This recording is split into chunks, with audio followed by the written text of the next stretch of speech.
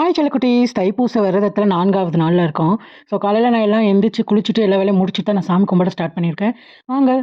So சாமிக்கு தேவைன்றது எல்லாமே எடுத்து வச்சாச்சு. பால்ல கொஞ்சம் நெய் ஊத்தி சாமிக்கு படைச்சுட்டு, அதுக்கப்புறம் வேலுக்கு வந்துட்டு பால் அபிஷேகம், அதுக்கப்புறம் வந்துட்டு திருநீர் அபிஷேகம், அப்புறம் பூ அபிஷேகம் எல்லாமே பண்ணிட்டு, அதுக்கப்புறம் வந்து சர்க்கோணம் தீப ஏத்தலான்னு சொல்லிட்டு, ஓம் சரவண பவாக்கு வந்துட்டு நான் கோலப்பொடியும் இது அரிசி மாவும் சேர்த்து வந்து நான் போட்டேன்.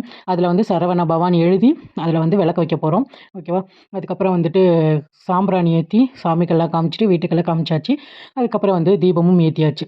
ஸோ எல்லாமே வந்துட்டு தீபம் எடுத்துக்கோங்க. எல்லாரும் நல்லா இருக்கணும், நல்லா இருப்போம். ஓகேவா? அதுக்கப்புறம் வந்துட்டு சாமி கும்பிட்டுட்டு 2 விளக்கையும் ஏத்தி வச்சுட்டு, அப்படியே வந்து கொஞ்ச நேரம் உட்காந்துட்டேன். நல்லபடியா வேண்டிட்டு, இப்போ வந்துட்டு நம்ம கோயிலுக்கு கிளம்ப போறோம். பக்கத்தில இருக்கிற கோயிலுக்கு தான் வந்துட்டு போக போறோம்.